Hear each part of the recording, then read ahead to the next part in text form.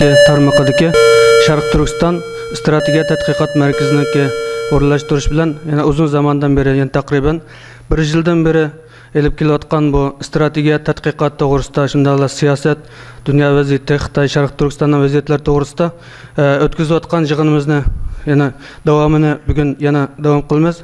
Bugun biz bu yerga yana uzoq demay bizning taklifimizni qabul qilib Anqaradan kelgan doktor Erkin Ekremga oldi bilan tashakkur etamiz. Qasanlarga kelganlar uchun qarshi olamiz va tashakkur etamiz. Shuning bilan birga bugun asosliqi bugungi tema yana Xitoyningki kelgusi siyosiy vaziyati va shunaqla strategik planlar to'g'risida doktor Erkin Ekrem bizga leksiya so'zlab berdi. Doktor Erkin Ekrem emmonlarga ma'lum bo'lgandek bizning aramizdan Uyg'urlarning orasidan yetishib chiqqan yana bir doktor bo'lish sifati bilan yana o'zining o'tkir fikrlari, shundaqla dadil analizlari bilan bu Sharq Turkiston masalasini xalqaralashtirishda alayda xizmat qilib kelyotdi. Yana Hacettepe Universitetidagi tarix bilimi o'qituvchisi, shundaqla yana Turkiya strategiya tadqiqot markaziniki mutaxassis bo'lib xizmat qilib kelyotdi.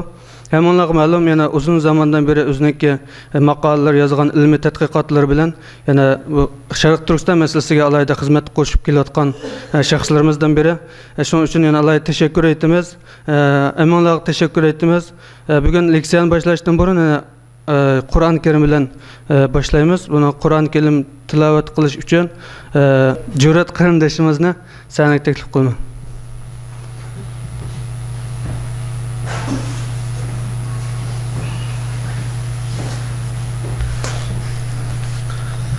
أعوذ بالله من الشيطان الرجيم.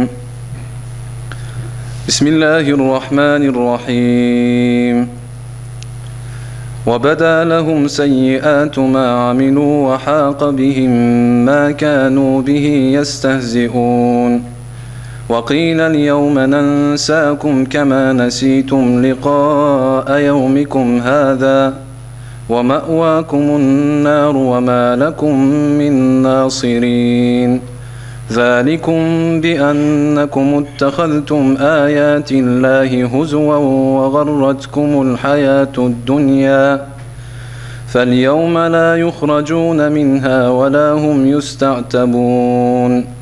فلله الحمد رب السماوات ورب الأرض رب العالمين وله الكبرياء في السماوات والأرض وهو العزيز الحكيم. صدق الله العظيم.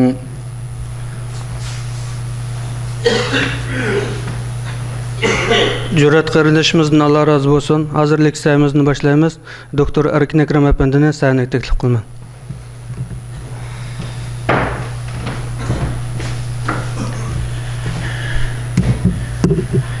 Aziz qarindoshlar, selamünaleyküm. Bugünkü mezmunumuz Xitoy Komünist Partiyasının 18. qurultaydan keyin Xitoyda yeni bir hakimiyet o'zgargan bo'ldi, yeni bir hakimiyet beshiga kelgan bo'ldi. Bu hakimiyet bilan birlikda Xitoyningki kelgusi va shundaqla Sharq Turkistonninki kelgusi nim bo'la degan haqida bir mulohaza qilmoqchi. Xitoyda iki tüzüm var. Birisi parti tüzümü, ikincisi hükümet tüzümü. Parti tüzümler normalde 10. ayda veya 11. aylarda, köpüncü zamanda 10. ayda içildi.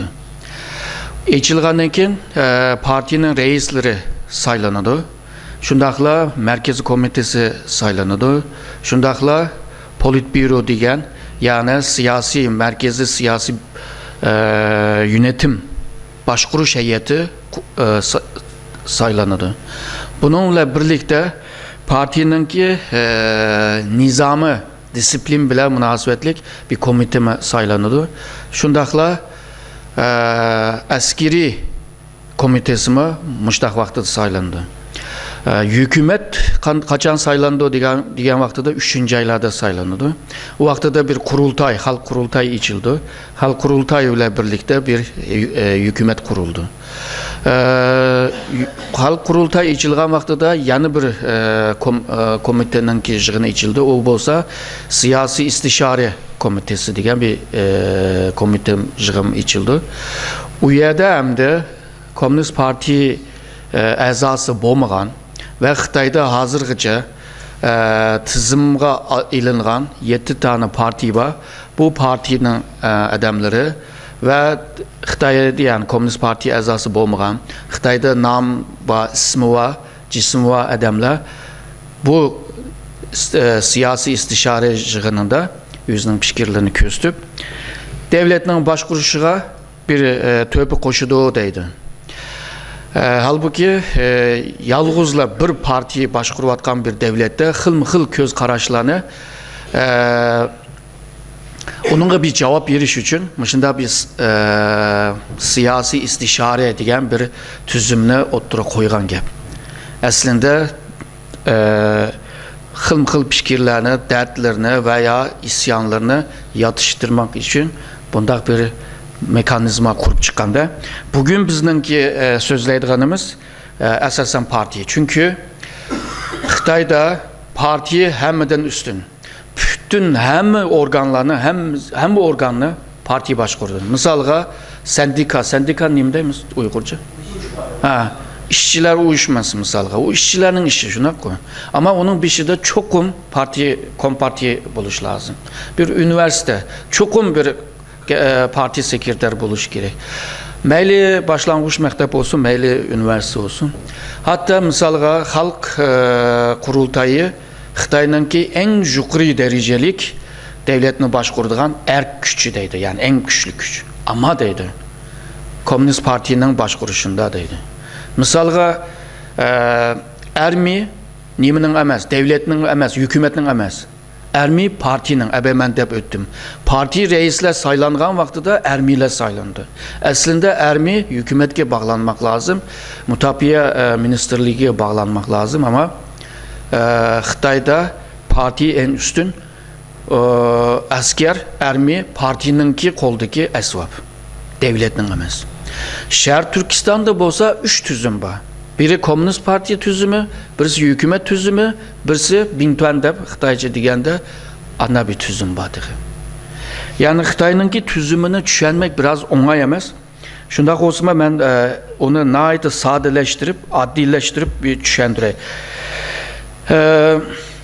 Ma oң taraftaki karısanlar, ma töven karısanlar, Xitayda hazır 82 milyon 260 bin Komünist Parti əzası var ki. Bunların işçi de Muşu 18. kurultay içinde var değil mi? 2027'si vekil olup saylanıptı. Biz normalde memlekette saylandı deyimiz hem de. Şuna koy.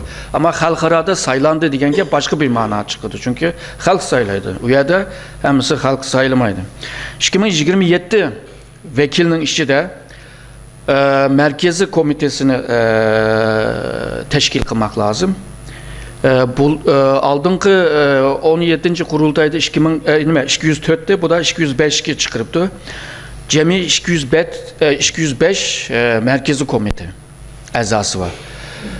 Bütün reisler, siyasi başkuruş heyeti, yani politbüro ve şundakla ben degende teşkil, disiplin ve askeri diyen bu komitelerin bir şey de gile hemisi şu 205 adamın işçiden talınıdandı. Ve devletine, şu partine başkuruş için 25 kişiden teşkil tapkan bir politbüro, yani siyasi başkuruş heyeti diyen bir heyet teşkil tapıdı. Bunun işçi de aldığınki kıtım 9 kişiydi. Bu da 7 kişiye düşürüptü. 7 kişi esasen Xitay'ını başkurdu. Bu Deng Xiaoping'den evvel 7 kişi olsun, kaç kişi olsun mühim emezdi. Çünkü Mao güçlük boğaçka. Bu heyetlerge ihtiyaç yoktu. Deng Xiaoping güçlük lider olgandan keyin yani bu 7 a'zanın ki pek rolü yoktu. Ama Jiang Zemin'den itibaren bu 7 kişi ya da 9 kişinin ki ehemmiyeti oturup çıktı. Çünkü güçlük reis, güçlük lider bulmakaçka 7 kişi, 9 kişi kolektif bir şekilde devletine başkurdu. Bu 7 kişinin işi de bir başlıkını saylaş lazım. O bolsa partinin reisi oldu. Ve Xitay Komünist Partisi Merkezi Komitesi'nin kimi başlığı oldu. Şundakla görünüşte hazır saylanğan Jiang Zemin, Xi Jinping hemminden hukuku hemminden çoğun boğan bile birdemdeki mi deyme Xi Jinping aslında o umumi hukukunu 6 adam bile ortaklaşkan buludu.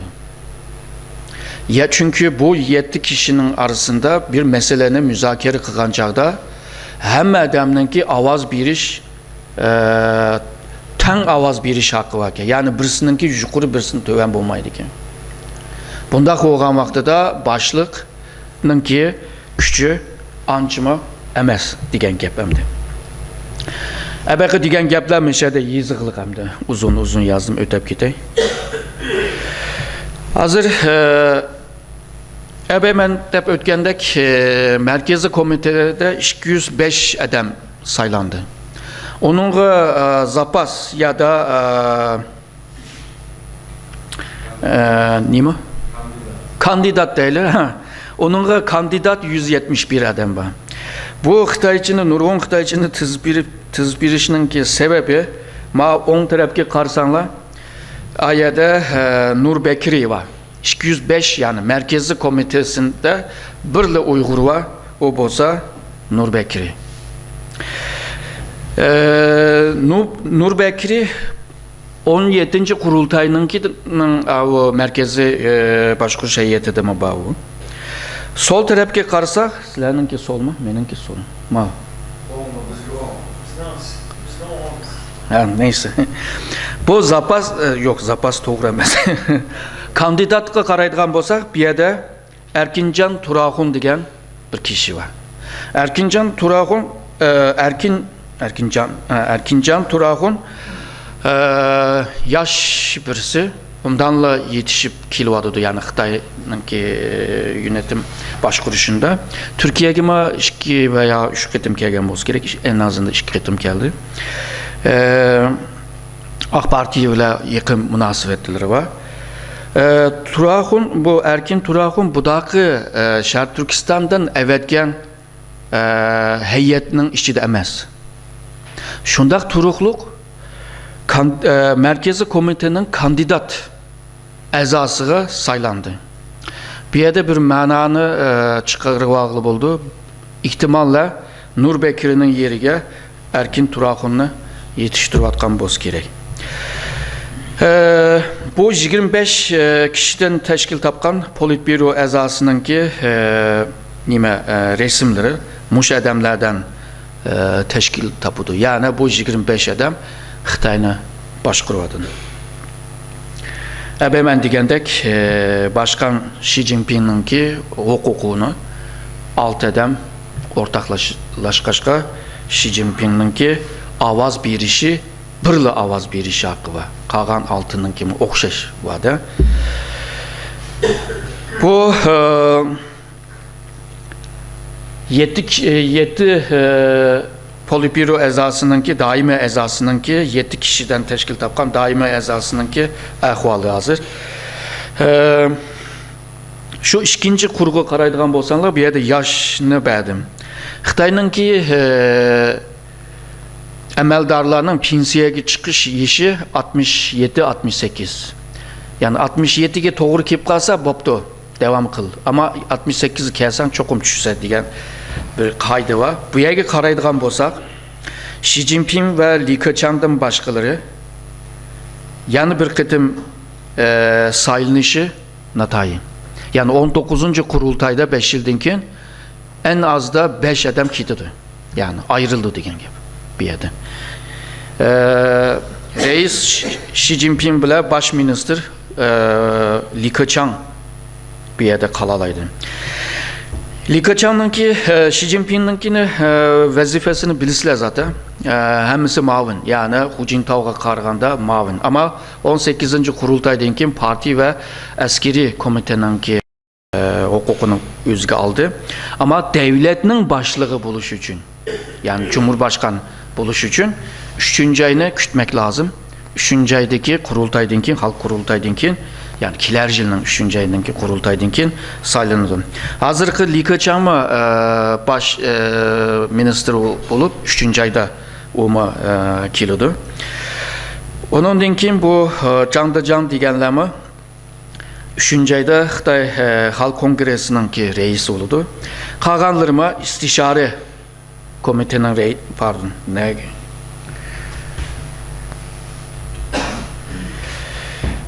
Qarsak misalga Xalq Kongresining reisi, istişare komite reisi, ondan keyin merkezi partininki merkezi komite sekreteriyası, şundaqla merkezi disiplin, yani nizam bilan meşgul olan başlıklar.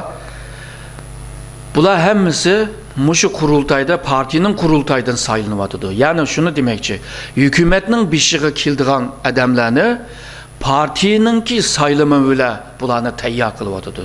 Yani kiler 3. ayda bular, ben degandek baş minister, halk kongre reisi, istişare komite reisi, muyumlar hemmisi hazırla sayılanıp oldu degen gibi. Yani bir yerde başka biz körüvatkan devletlerinki sayılamağa okşamaydıgan bir ahval mevcut. Bularınki alaytliklerini miyada yani kişilerin resimlerini kösettim. Bir yerde bu kişilerinki alaytliklerini miyada yani düşündürüp ötüme. Bu 7 kişiden teşkil tapkan daimi komite azaları, yani Xitayni başkurduğun esas yadro 7 kişinin 3'ü Kızıl Şahzadeler. Kızıl Şahzade hem de atanısı Mao ile birlikte bu devletini kurgan haklı. Bularning balları. Hazır bu yerga 3 adam kirganligini ko'ramiz. Bu nima ma'noni berdi degan vaqtida atanısınınki mangan yolunun izinden devam kılış degan ma'no chiqdi endi. Burun bunchilik chiq kirpaqmagan, yani en yuqori 7 kişinin arasında bunda chiq kirpaqmagan. Ama yana bir alaytligi Hu Jintao'dan evvelki Jiang Zemin'ninki adamlarımı bir yerde nurgun var. Yani meyada 5 kişini ko'ryapmiz. Ayada demek ki bu başkuruş heyetler, yani politbüronun daimi politbüro azası 7 adamın içinde 5 kişi Jiang Zemin'in adamı. Demek ki Jiang Zemin bu işi arılışalaydı degan gap. Meyada bunda bir tırnak açay.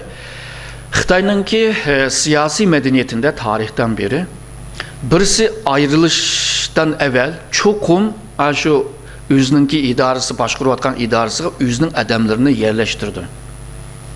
Çünkü ben bir yerde işlevatkan vaktimde çokum bir hatalıkla boğam boz gerek, yolsuzlukla buluş mümkün, çürüklük buluş mümkün. Ben ayrılgan ki beni caylaydı. Ama beni adımım bolsa beni caylayamaydı.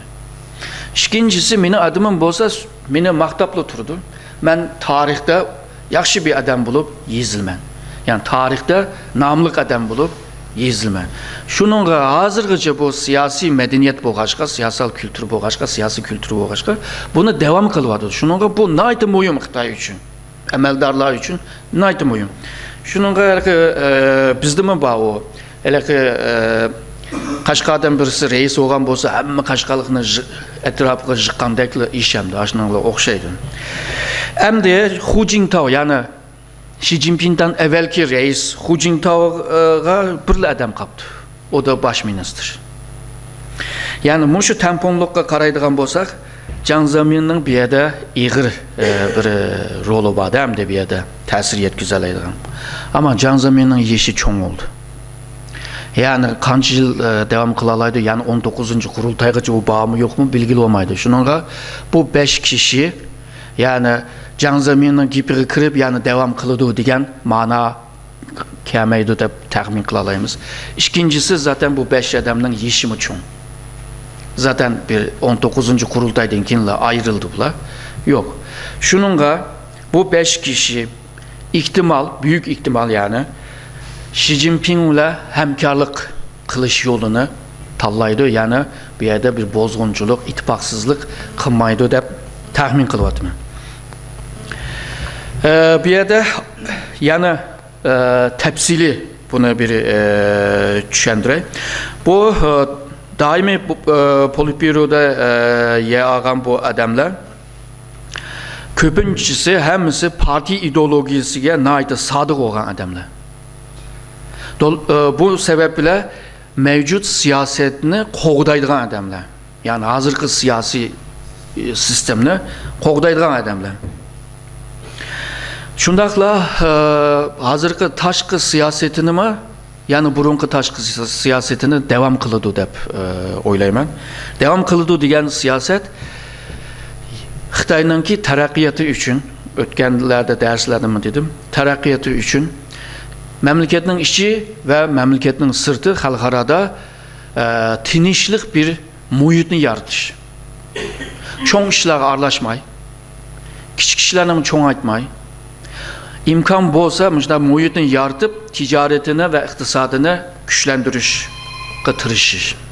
Bu qachongacha devam qildi degan vaqtida Deng Xiaopingning 1978'de o'ttirib qo'ygan 3 bosqichlik strateji taraqqiyot planı tüygen vaqtida belki tashqi siyaset tügeydi. Burun Xitoy 2030'gacha so'zlab kelgan. Bu da 18. kurultayda buni 2020'ga keldi bu nişanlı. Yani 2020'dan keyin Xitoyningki tashqi siyaseti o'zgardi. Belki başka devletlerde texmi aktif rol oynashga başlaydı. Ya da xalqaradagi xalqaraga texmi aralashib, belki xalqaro mesuliyeti, doğru mu? Xalqaro mesuliyetine üstüge iliş. Hazır amaydı, layık kes alıdı, bomuz amaydı. Aşınada kılış mümkün. Ama o vakti de dostunu kazanğandek düşmanını mı kazanalaydı bu. Hazır Amerika'mızdan. Dostum mu, düşmanım mı, Türkiye mi şunda? Yani Rus mu şunda? Aktif siyaset oynayanlar zaten müştak oldu. Bizde mi bağı? Kim iş kısa şununla? Ma Türkçe'de bir makal temsil var. Meyve vergen derek taşlanıdı deb. Uygurçası onda emas ku deymi? Uygurçası meyve vergen derek igildi deydi. Bizninki yaxşırak tek turdu. Meyve vermeyen derek tik turup aldı da gödeyip aldı.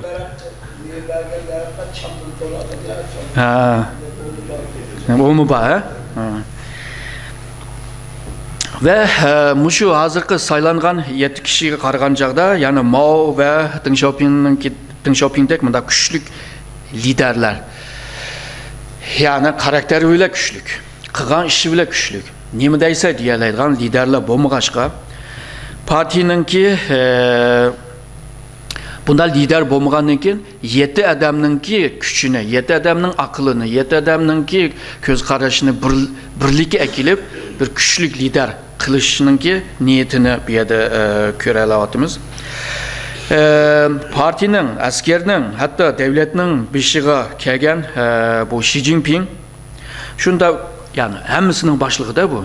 Shundaq turuqliq o'zininki kuchini avi qolgan 6 adam bilan ortaklaşmak mecburiyette qilyapti endi. Bu 7 kishininki bir alaytligi, bular hammasi aşı töven katlamdan kelgan. Aşı eng töven, daha duyşav duydayımızmı? Aşınından başlap nahiyeden şehir başlıktan merkeze bular kelganda. Şununla her asas katlamda tecrübesi bolgan, başkuruşta tecrübesi bolgan 7 kişidir bular.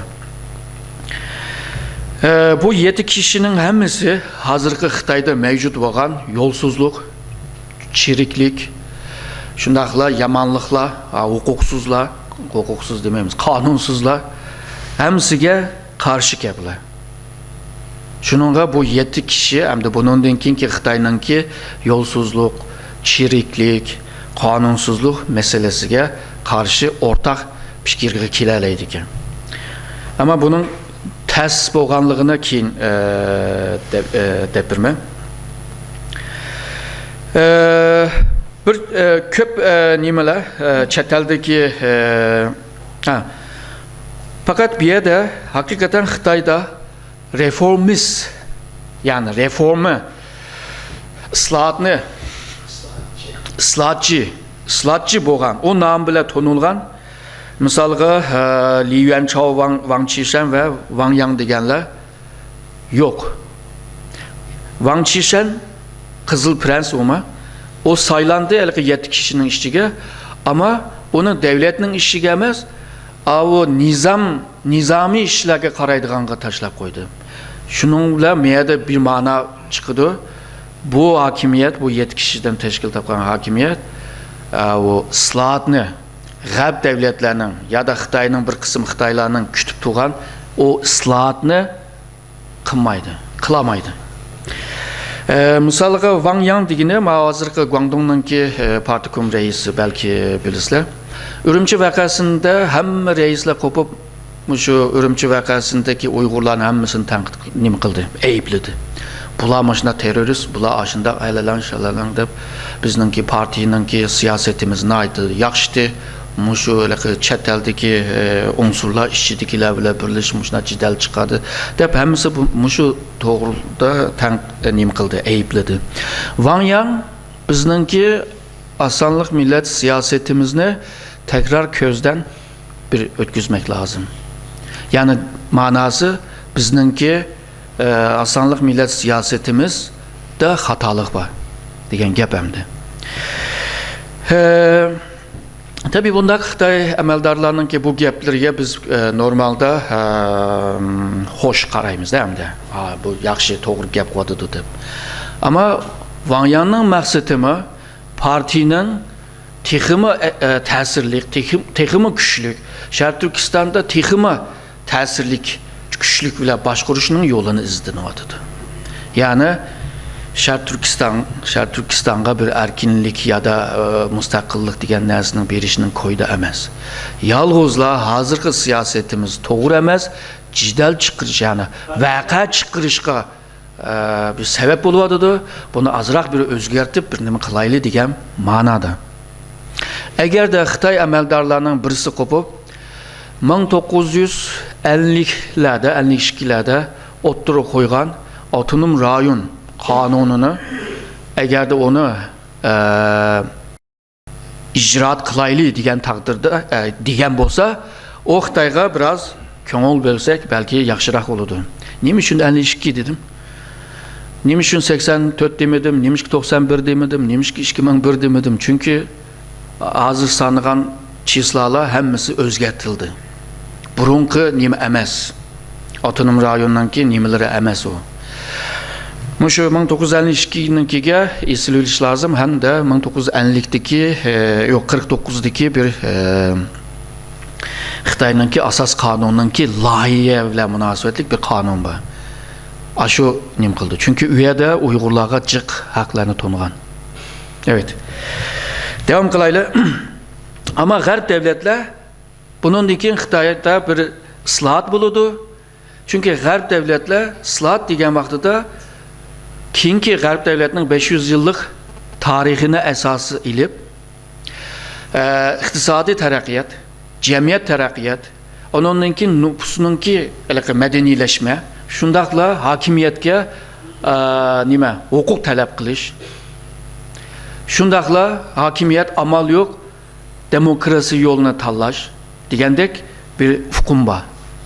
Şununla Xitayda ıslahat kılmakçı degen gepni tuygan vaqtida ular G'arbninki ıslahat dep oylawadı. Bununla dikkat kılmak lazım. Yani kelimeler okşaş, mahiyeti pek okşmaydı. Şununla ben hem de meninki özemninki perezim Xitay belki Xitayga has bir xil demokrasiye ötüş mümkün. Bunun manası şu. Yine Komünist Parti başkurdu. Menin başkuruşum astıda biz şunu ıslat kılımız, onu reform kılımız.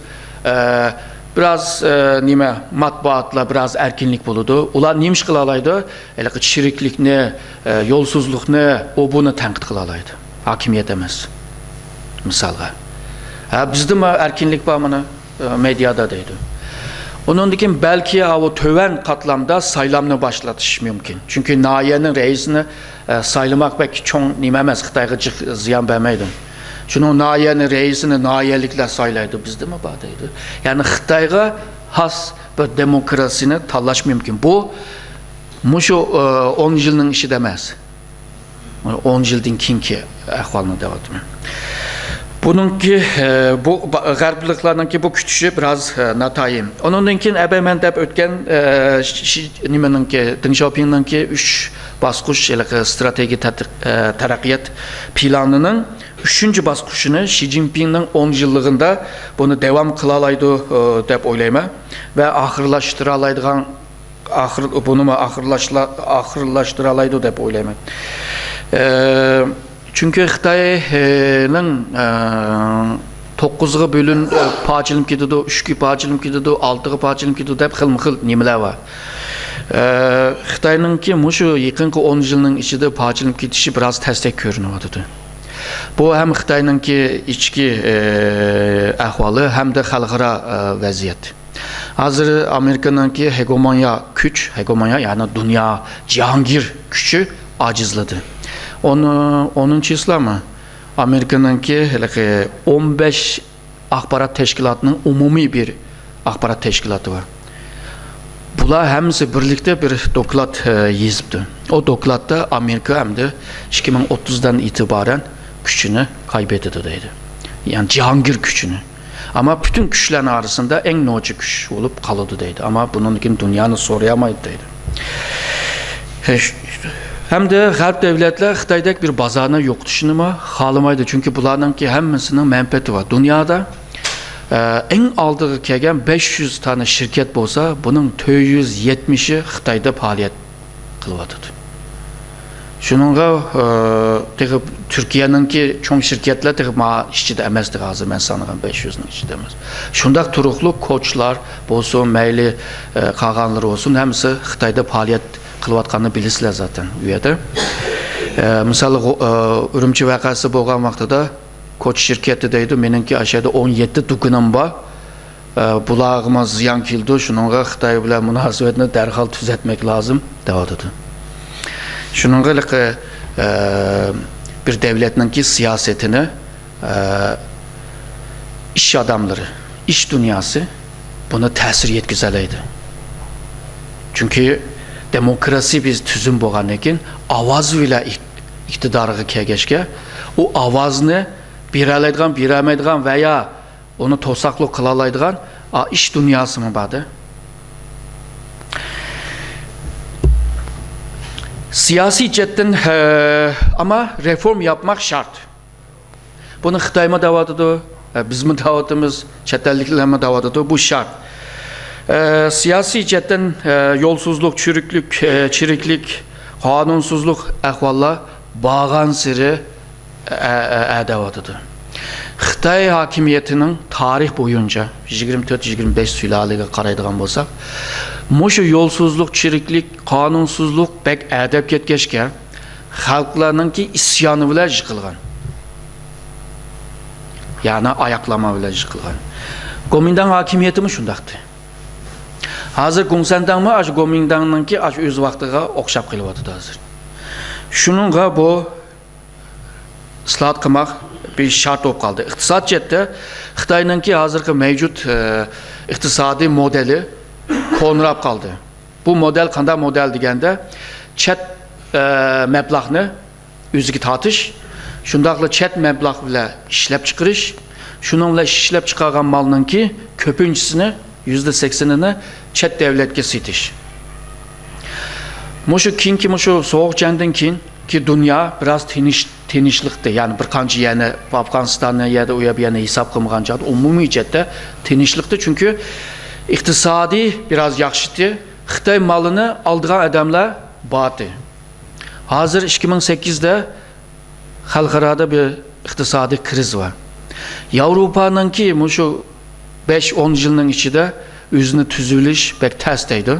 Hazırkı dokladlaşına yazıqlıq raporlarda. Onundan ki otur şartlar Arap Baharı ile birlikte Müslümanların okunuşu ve şundakla kelgüsünde Müslümanların ki medenileşme yolga menişte o baskuşla belki 10-20 yıl, 30 yıl devam kılış mümkün. Asya'da Amerika ve Xitay bir-birisiyle tutuşuyordu. Xitay'nın ki hoşun devletler, Japonya, Vietnam, Filipin degandek devletler onunla içişiyordu. Balkan tehi tiniş olmadı. Kafkasya'da tehi ciderler tehi nim kımadı Azerbaycan, Ermenistan'ın ki arasındaki ciderler. Amerika'nın ki ahvalı burunkudek emez. Hemisi onu davadıdı. Cumhuriyetçiler acayip bir siyasetine ilip bir vadıdı. Demokratlar acayip ilip vadıdı. Burunku Amerika'nın taşkı siyaseti otturu koyulup boğannekin iki parti birlikte gep kılattı. Hazır tenkit kılgan bu kaldı hazır. Onun için sen demokrat olgandan ki ben sana yol vermeymen de mecliste onunla bazı kararnamıga ruhsat vermegenden ki o kararnamına çıkmay. Belki isimladı var. Obama birinci kıtım saylanğan vaxtıda o nime hükümetinin ki batçısı çıkmay. Şunun bile hükümet mağamaydıgan bir halığı kep kaldı değil mi de?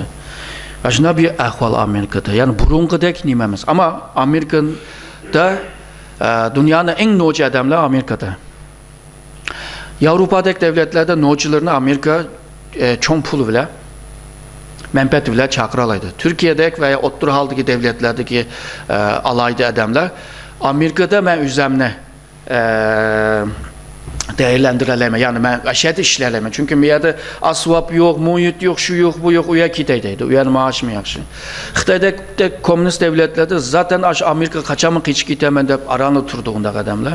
Çünkü Amerika her daim aşındak adamlarını yüzüki tatkaşka bir misal birey. İkinci Dünya Vuruşu'nda Rus Sovyetler Birliği'nin askeri bile o garp askerler hepsi Berlin'e kırdı. Berlin kırgen vaxtıda Ruslar aşı maşinne, makine, nemi bolsa resimne, o bulanı, baylıqını aşı sep mangdamda aşı nemi poyzğı besim. Amerikalıqlar o yerde birip kim atomның ki nemisi mütehessi, kim o neminin qalğan eliki neme mütehessisler kakan matematik, fizik, o bu kimyada aşılarını izledi. Adamla eketti. Ala maşin eketti. Yani Amerika mı da bir devlet değil mi? Amerika kıganma maşindak adamlarının ki pişkiri. Misalga 19. esirde Bruma derslerim degen 19. esirde Mahan degen birisi 18-19. esirdeki İngilizlerin ki deniz ermisini tarihini tahlil kılıp dedi ki Amerika eğer de Cihangir devlet bolumen dediğin bolsa çokum iki denizde güçlenmek lazım. Yani Pasifik ve Atlantik'te. Ve onun yoluyla ketti. Bugün Amerika deniz kuvveti en güçlük. 11 uçak gemisi var. 11 ya da. 2020'de bu 11'nin ki 6'sı Asya Pasifik'e ekledik. Bununki manasına ait uç uyada Xitay'a karşı bir nimede bir tayarlığı. Bütün kural yaraklarının ki %60'ı Asya Pasifik'e yütküldü ki. Amerika'da misalga Mackinder diyen bir adam deydi ya bu denizli bolmaydı o kara nime toprakla işçiye şöyle kıtanın ki merkezge mi ketmek lazım. Üyege ketmesen başkuramaysa. Onun için hazır karaydıgan bolsak mesela Türkiye'den Orta Asya'ya geçe Rusya'nın etrafından hemsinde Amerika'nın ki koşunları var. Şununla birisi yanı çıktı Spikeman diyen birisi deydi oy bu kıtanın merkezde neymişin var o kıtanı korşap tuğan o aral devletlerine kiriş lazım. Diyendikken hazır mı şu Körfez, Japonya aşındak devlet Cenab-ı Kore mi şunda onun ki Endonezya, Filipin diyen devlet mi şunda hazır elki Körfez koltuğu var mı şu Arap Pers koltuğu diyen uyarladı mı şunda muş denizin etrafında hepsi de var bunlar. Misalga 39'da 2. Dünya Vuruşu çıktı. Amerikalıqlar bəziləri deydi, bizimi aralışaylı. Köpüncüsü deydi, olmaydı. Ularning işi bizning işim emas. Ular urib selib nim qilsin biz aralashmayli deydi. Ama 39'dan itibaren Amerika'da kirayli mi, kirmayli mi degan talash tartish devam qilgan. Devam qilgan. İdeya jihatda bir ikki xil ko'rishninki talash tartishi o'ttirib chiqib bo'lgan. Shuning bilan bu 41ninki 1941ning oxirida Japonlar Pearl Harbor va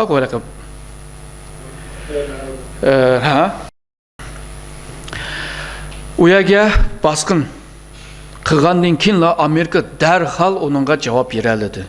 Darhol javob berilishning sababi men deb o'tgandek 1939dan 41gacha Amerikada bu talash tartishlar tayyordi, ideya jihatdan tayyordi, xalq jamiyat tayyordi, majlis tayyordi. Shuningga hamman qaror ilib qiladi.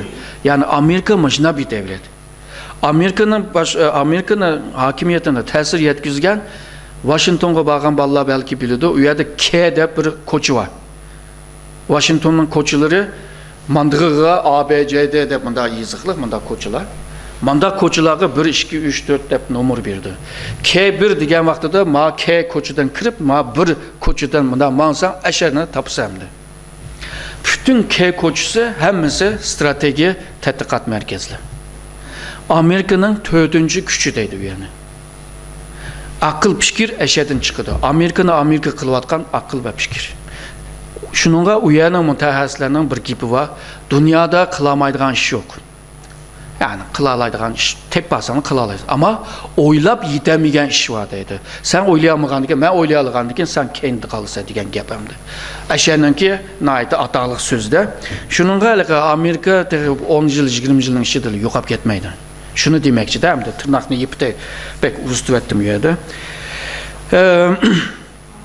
Xitayninki iqtisadi hazırki xalqaro iqtisodiga qarab, men degan model tushmagan degan, çünkü xalqaro baza taraldı. İlish kuchi acizladi. Xitayninki chet elga mal setib pul topadigan model tugdi. Yani chet eldan mablag' kiryapti, to'g'ri. Çünkü xalqaroviy bir meblag var ki daha üstte. Bunlar qaraydıcı nerede bir pul tapqılı oldu deb ular devlet tanımaydı, çigra tanımaydı, millet tanımaydı. Nerede bir pul qılalaydigan yer olsa eşeni mağaraydamdı bular. Hazır tinchlik bir yerdə Xitay olğandan keyin yana Xitayga iqvadı. Burunqidek emas ama iqvadı. Xitay pulu toydu hazır. 3 trilyon dolları var. Yani pulga ihtiyaç yok hazır. Şununla hazır Xitay eğer de mevcut iktisadını %6 yani terakkiyatını %6 iştiklik bile devam kılamasa Xitayda işsizlik yaman köpeydi. İşsizlik köpeygenden keyin cidal, isyan payda oldu. Şununla çokum 6 bile terakki kılış lazım. 6 da terakki kılış için yeni bir iktisadi modelini oylaş lazım. Yani iktisadi cihetime yeni bir reform yani ıslahatını ilip biriş lazım.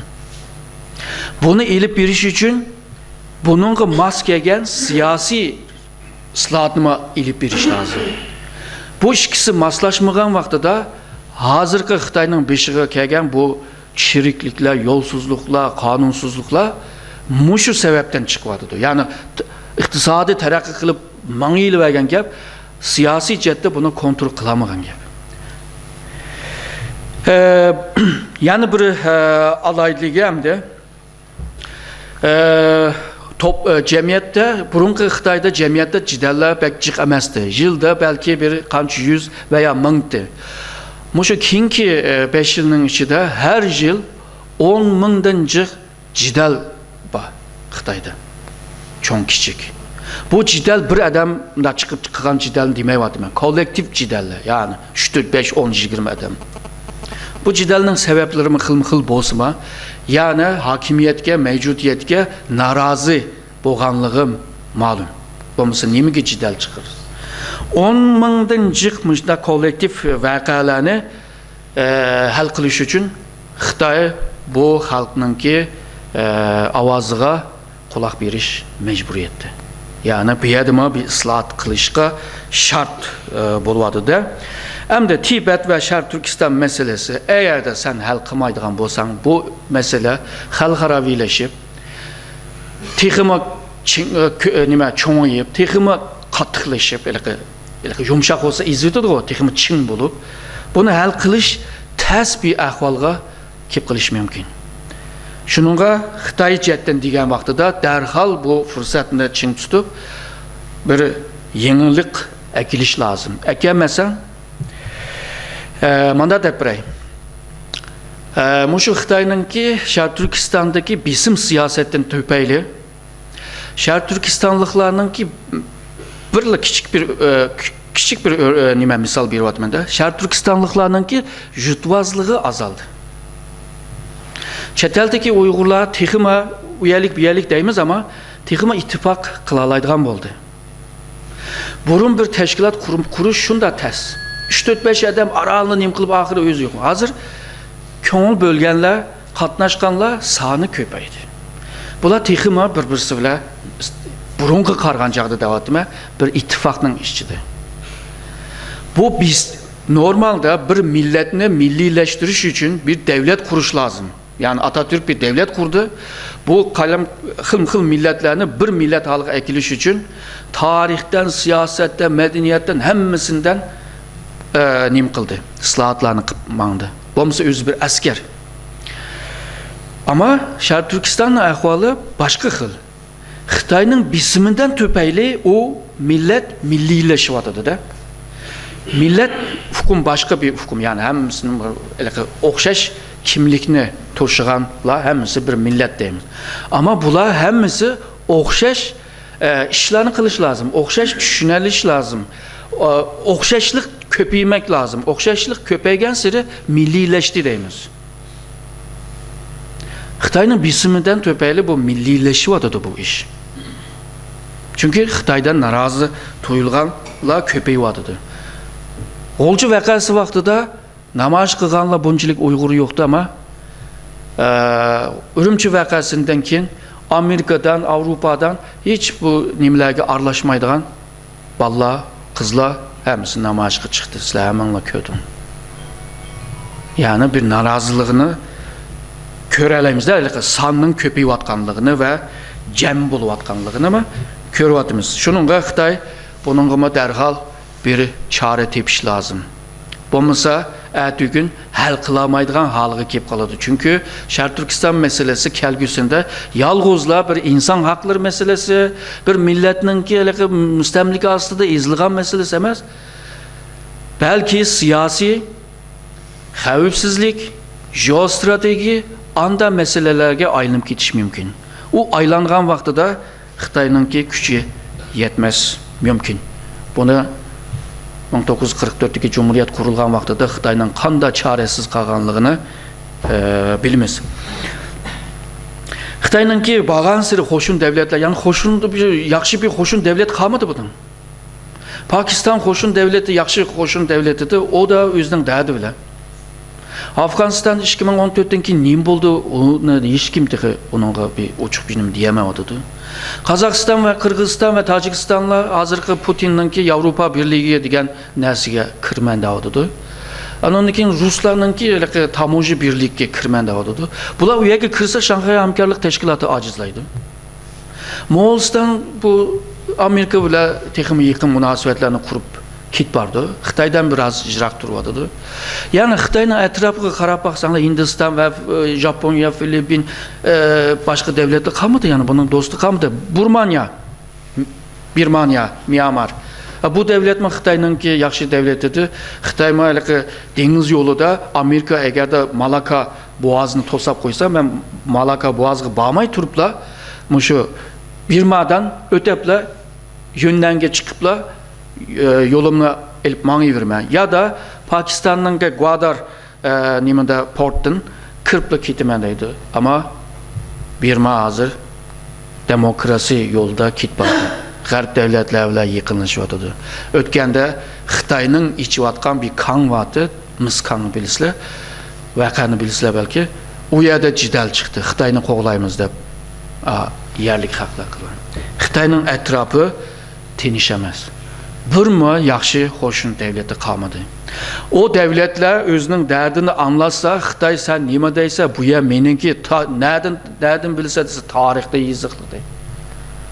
Tarixdə hər yazılğan nərsini bugünkü əməl aşırış təs.